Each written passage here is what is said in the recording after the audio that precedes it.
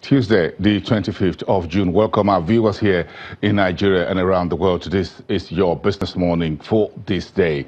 Let's get the show started. A very big event of business leaders, heads of state, analysts and market personalities starting right now as we speak in the city of London with a focus on emerging and frontier markets put together by Bloomberg, the global media giant. So let's get straight to Juliana Olayinka, who is our correspondent covering this very big event for us today, with all interviews and all that lined up today and tomorrow. Juliana, good morning. Let's cross to you very quickly and give us what you call the first word, as it were, as the session's getting started already.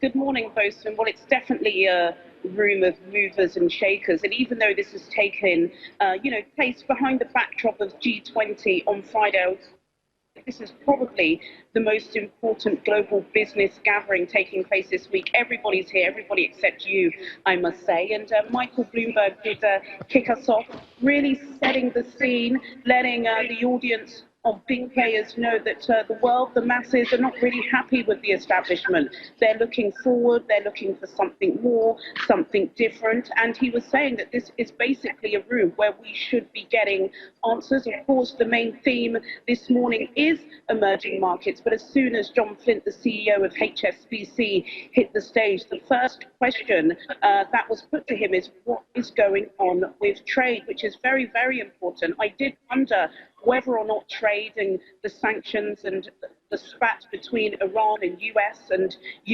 China would dominate today, and clearly it will, because that's what everybody is talking about. HSBC did say that at the moment nothing is really hitting them, but they are starting to see that, Trump's trade sentiment is going to start trickling down. Climate change as well has been spoken about, so that seems to be a big thing. But very early in the morning now, our finance minister is currently speaking on a panel with several other finance ministers from across the world. So as the day goes on, we'll keep you posted. Yes, it's a very big day, Juliana. Everyone who is there with Michael Bloomberg, as you said. But of course, there's no way the conference or the forum can escape the Washington Tehran face-off and tensions and threats and rhetoric from Tehran overnight, and how the oil market is beginning and the stock market taking all that in their chin as we start this day. So this is going to be perhaps some talking point for the G20 meetings. Everyone will be looking forward to that as well. Everybody will be looking forward to G20, but I would say G20 seems to be really a kind of ceremony event, whereas really those that are here and gathered here, these are the people that know the figures, these are the influencers, the people that know what's really going on. Quite interestingly, what John Flint did have to say this morning is that there seems to be a disconnected picture, that there seems to be a lot of put China on the Middle East when it comes to discussions between you and the US. He said, look, we need to start looking. They do things, we need to listen rather than judging. There's some bias of the market. You talk about Europe and America. Unfortunately, and a lot of the audience would have put in Africa. They were talking about a lot of the African markets and where banking and the future of finance will be in the next 10 years. He said, Juliana. I'm over talking. Sorry, Bertrand. I know. It's a bit of a Apache network there to get to us. Thank you very much, Juliana. You need to get back into the auditorium to listening to those very important personalities speaking, heads of market. And you've got a whole day ahead of you doing both live and pre-rec interviews for us and for your show. Thank you so much, Juliana, and the rest of our London team out of this very big event at the Bloomberg headquarters for Europe. Very big, massive, multi-billion-dollar building there. I'm sure you're going to enjoy the hospitality there of Bloomberg and new emerging markets. Thank you so much, Juliana Olayinka, and the rest of the team. Let's get back home here in Nigeria to talk about the big story for the securities market. 4 years ago, the board of the SEC was dissolved. Now, President Buhari has reconstituted a new board. And yesterday, the permanent secretary in charge of the Ministry of Finance asked those who are the new members of the SEC board to stand up and give them what they should focus on. And what is that? just investors' confidence. Let's listen to Mahmood Issa, who is the Permanent Secretary at the Ministry of Finance, signing on Obafemi Lijadu and the rest of the new SEC board. Our capital market is growing and evolving.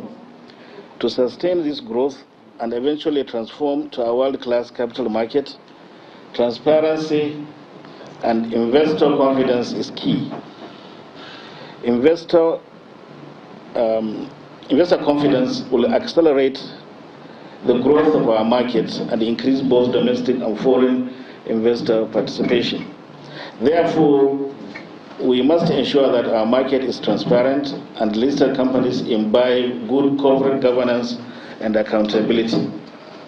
Like world-class capital markets, ours should be characterized by high levels of liquidity, depth, breadth, and sophistication with a strong domestic investor base.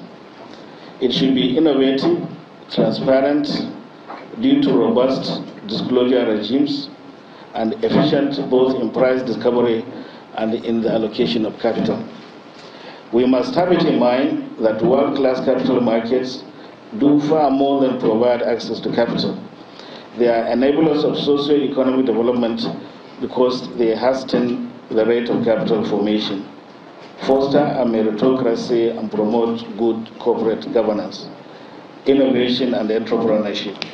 Thus, our capital market should broaden the access to economic prosperity by enabling the emergence of financially responsible citizens, accelerating wealth creation and wealth distribution, providing capital to small and medium-scale enterprises, and catalyzing housing finance. It is noteworthy that this inauguration is coming at a time when many players in the industry, in the markets, are displaying weak corporate governance practices that could potentially dampen investor confidence and undermine the steady gains we've achieved since the 2008 stock market crash. On the patriotic service of the new board members to play their own part as crucial enablers in the industry towards advancing a common vision for the growth and revitalization of the market. Distinguished ladies and gentlemen, it's my pleasure at this juncture to present to you the chairman and members of the new board of the Securities and Exchange Commission as follows. Part-time members. We have the chairman in the person of Mr. Olufemi Dominic Lijadu.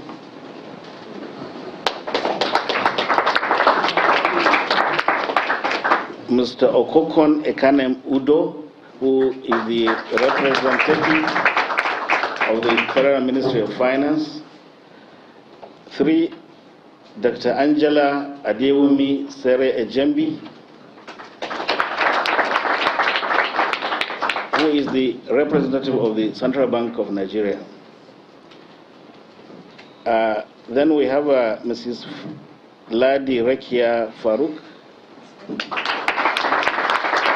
who will serve as a part-time commissioner. And then Mr. Lamido Abubakar Yuguda, who will also serve as a part-time commissioner. Those who will sit in the board on as full-time members will be Mrs. Mary Joseph Uduk. We have Mr. Isiaku Balatilde, the Acting Executive Commissioner of Operations. We have Mr. Reginald Karawusa, who is the Acting Executive Commissioner, Legal and Enforcement. And then finally, Mr. Henry Adekunle Rowlands.